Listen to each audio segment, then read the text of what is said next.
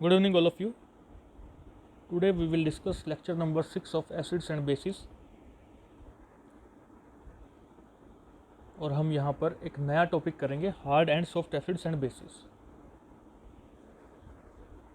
इसमें जो सबसे पहली क्लासिफिकेशन आप देख पा रहे हैं वो क्या है, क्लास ए मेटल्स और क्लास बी मेटल्स।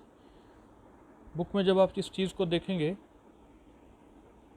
तो आपको क्लास ए मेटल और क्लास बी मेटल की इंफॉर्मेशन मिलेगी। उसके बाद आपको hard acids, hard basis, soft acid, soft basis के फीचर्स भी मिलेंगे। और ये कह सकते हैं कि क्लास ए मेटल या हार्ड एसिड्स एक ही बात है, तो मैंने इनको इकट्ठा ले लिया। क्लास बी मेटल्स और सॉफ्ट एसिड्स मैंने इनको भी इकट्ठा ले लिया। देखिए ज़रा क्या होता है class A metals. Alkali metals आएंगे, एल्केलाइन अर्थ मेटल्स आएंगे, इसमें इनके ions boron, aluminium, silicon ions, ये सारे आ जाएंगे। इसके अलावा देखिए लाइटर ट्रांजिशन मेटल्स, यानी कि फर्स्ट ट्रांजिशन सीरीज, चार्ज बहुत ज़्यादा होगा, हाई होगा। देखिए +4, +3, +2, ठीक है। तो first transition series with high charge. और दूसरी तरफ देखिए इसमें H+ भी है, ये भी याद रखिएगा। क्लास बी मेटल्स जो है दूसरी तरफ सॉफ्ट एसिड्स कहलाते हैं, सॉफ्ट मेटल्स कहलाते हैं। This include heavy metals second and third transition series के, लेस चार्ज के साथ, लो चार्ज के साथ। देखिए +1 का चार्ज दिखाई दे रहा है आपको, Hg+, Ag+, कॉपर प्लस। तो इस तरह से ये हो जाएंगे सॉफ्ट एसिड्स, कम चार्ज के साथ सेकंड थर्ड ट्रांजिशन सीरीज के मेटल्स। टाइप्स ऑफ लिगेंड्स देखते हैं अब। क्लास ए लिगेंड्स या कह लीजिए हार्ड बेसिस, और क्लास बी लिगेंड्स या कह लीजिए सॉफ्ट बेसिस। तो हार्ड बेसिस क्या होंगे, मॉलिक्यूल्स और ions where donor atom is NOFCl। Donor atom इनमें से अगर है, जो कि हाईली इलेक्ट्रोनेगेटिव एलिमेंट्स हैं, ये आप देख पा रहे हैं, आप जानते हैं ये बात। और इनका साइज भी एक तरह से थोड़ा छोटा रहेगा। तो इस तरह के डोनर एटम अगर उस मॉलिक्यूल में हैं, अगर हैं, तो then that is class A ligand या हार्ड बेस। एग्जाम्पल आपके सामने है ammonia, water etcetera. Class B ligands या सॉफ्ट बेसिस, जिनमें donor atom phosphorus, arsenic, sulphur, selenium वगैरह हो सकता है, ये हमेशा क्लास बी मेटल आयंस को प्रेफर करेंगे, ऊपर वाले क्लास ए मेटल्स को प्रेफर करेंगे। ठीक है, प्रिंसिपल एक आने वाला है, अभी पियर्सन ने दिया था, जो कि इसी आधार पर काम करेगा, आपको थोड़ी देर में दिखाएंगे। यहाँ पर एग्जांपल है R3P, R2P, I- एट्सेट्रा। ठीक है, तो इस तरह से हमने इनकी बात की। कुछ बॉर्डर लाइन एसिड्स और बॉर्डर लाइन बेसिस भी होते हैं, यानी कि इन दोनों के बीच में कहीं पर इनकी कैटेगरी आएगी।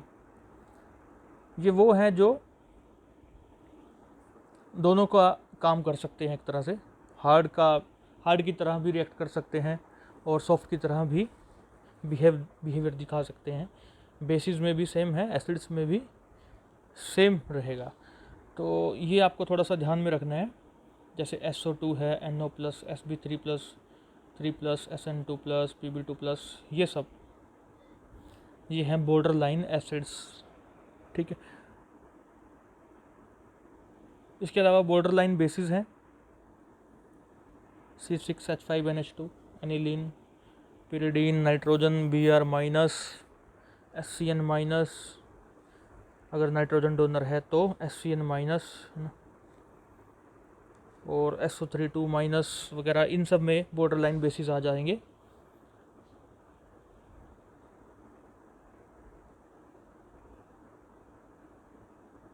अब है characteristic features of hard acids, मतलब हार्ड एसिड्स के कुछ फीचर्स हम डिस्कस करने जा रहे हैं, जिससे आपको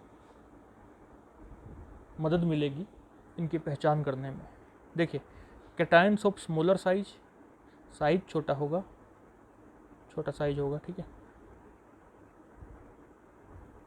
हाई चार्ज होगा, hold electrons tightly, not easily polarisable. तो ऐसी species कहलाएंगी hard acids.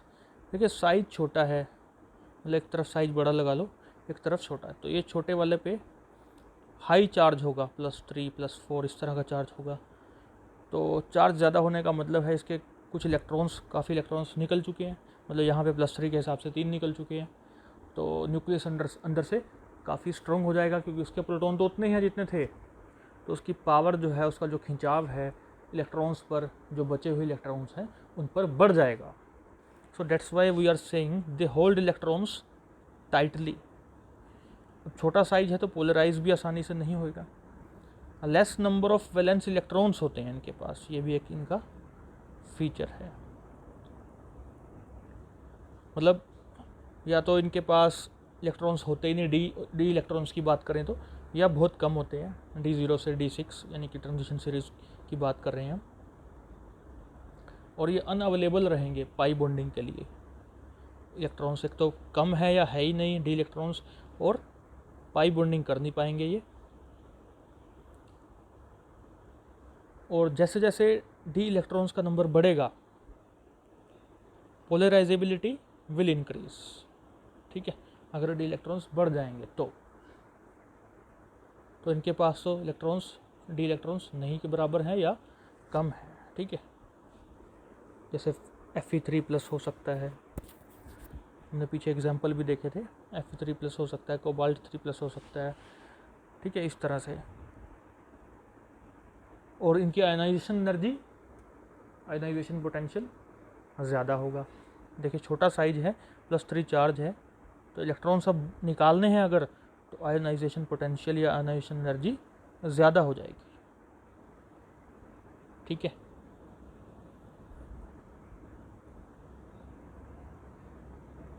Soft acids की बात करें अगर, साइज लार्जर हो जाएगा इनका, साइज लार्जर हो जाएगा। पिछली बार जो हमने हार्ड एसिड देखा है साइज स्मॉल था, यहाँ पर साइज लार्जर हो जाएगा। चार्ज जो है कम रहेगा, लो चार्ज। वहाँ पे आपने देखा +3 का चार्ज तो आम था। ठीक है, यहाँ पर जो चार्ज है +1 रहेगा, और या फिर +2 भी हो सकता है। ठीक है, do not hold electrons tightly. देखिए लार्ज साइज है, चार्ज मान लो +1 है, तो अभी भी कुछ इलेक्ट्रॉन्स निकल सकते हैं। ठीक है, तो आयनाइजेशन एनर्जी कम रहेगी इनकी, उनमें ज़्यादा थी अभी हार्ड एसिड्स जो देखे थे। पोलराइजेबल ये हो सकते हैं क्योंकि लार्ज साइज हैं, आप देख पा रहे हैं, with large number of valence electrons होंगे, डी इलेक्ट्रॉन्स या F इलेक्ट्रॉन्स जो भी इनके पास होंगे वो लार्ज नंबर में होंगे, and they are available for the pi bonding. Pi bonding वो कर सकेंगे। पाई बॉन्डिंग की बात भी आने वाले स्लाइड्स में या लेक्चर्स में हम देखेंगे। ठीक है, कुछ थ्योरीज भी करनी है। हार्ड बेसिस, ये क्या है, donor atoms of high electronegativity. Hard basis की बात हम पहले भी देख चुके हैं कि छोटा साइज होगा, जैसे हार्ड एसिड्स का छोटा साइज था, और छोटा छोटे को प्रेफर करेगा, बड़ा बड़े को प्रेफर करेगा, हार्ड को प्रेफर करेगा, सॉफ्ट को प्रेफर करेगा। ठीक है, इस पर और भी बात करेंगे आगे, पियर्सन प्रिंसिपल आएगा। तो याद रखिएगा, हाई इलेक्ट्रोनेगेटिविटी है, डोनर एटम्स हैं, क्योंकि बेस है, बेस तो डोनर ही होता है ना। Hard to oxidise, small size है ना। ठीक है, हार्ड का साइज जो है स्मॉल है, तो स्मॉल साइज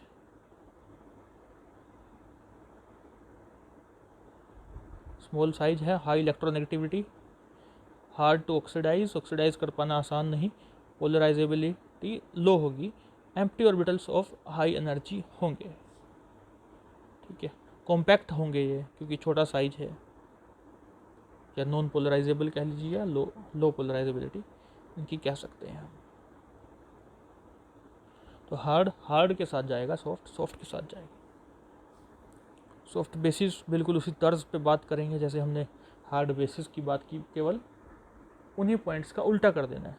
अब ज़्यादा वक्त ना देंगे इसको हम। देखिए, lower electron activity, donor atom तो है ही, बेस है, इजी टू ऑक्सीडाइज है, हाई पोलराइजेबिलिटी या लो लाइंग एम्प्टी ऑर्बिटल्स होंगे, यानी कि लेस एनर्जी के ऑर्बिटल्स होंगे, और पोलराइजेबिलिटी इसकी अच्छी खासी है, डिफ्यूज्ड होंगे, ये भी कह सकते हैं हम, डिफ्यूज्ड होंगे। ठीक है, कि साइज बड़ा है।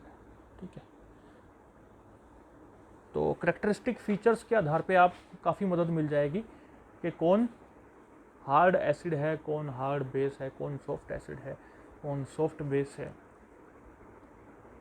और कुछ डेफिनेशन हमने शुरुआत में देखी थी, जिससे आपको पता चल पा रहा था एल्कलाई मेटल्स कहाँ आ रहे हैं, एल्कलाइन अर्थ मेटल्स कहाँ आ रहे हैं, उनके आयंस।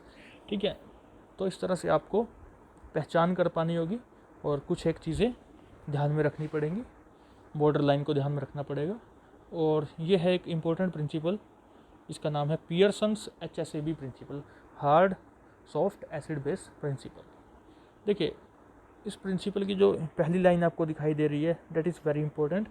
हम बात कर भी चुके हैं कि हार्ड एसिड्स हमेशा हार्ड बेसिस को प्रेफर करेंगे, सॉफ्ट एसिड्स सॉफ्ट बेसिस को प्रेफर करेंगे, उनके साथ बॉन्ड बनाना चाहेंगे। इसके काफ़ी सारे रीजंस हैं, जो अगर आप पिछली जो चीज़ें हैं जो मैंने बताई उनको ध्यान से अगर आपने सुना है, पढ़ा है, तो आपको वैसे भी समझ में आ जाएगा। अदरवाइज़ आपको समझ में आ जाएगा कि क्यों स्टेबिलिटी ज़्यादा होगी अगर हार्ड हार्ड के साथ जाता है, सॉफ्ट सॉफ्ट के साथ जाता है। कुछ थ्योरीज आएंगी, अगले लेक्चर में हम डिस्कस करेंगे उनको। बाकी यहाँ पर आप देख पा रहे हैं, hard acids and hard bases are not easily polarisable, हम देख चुके हैं।